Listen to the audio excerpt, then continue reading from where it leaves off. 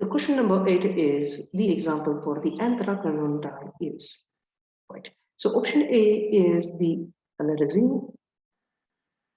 So alarazine. B is the basic red, C methyl blue, and D phenolphthalein, right? So let's observe all these particular details. Over here, when we have the phenolphthalein is a dye which is usually used as an indicator. All right, so this is used as the indicator.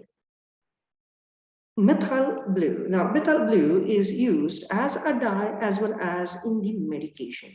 Okay, so this is used as a dye and in medication. While when we take a look at basic red, now this particular basic red dye is a prominent dye. It is a water soluble and it is high temperature resistant. Okay, now, however, all of these are not the anthraquinone dye. The anthraquinone dye is alizarin. Okay, so the alizarin is a prominent red color dye.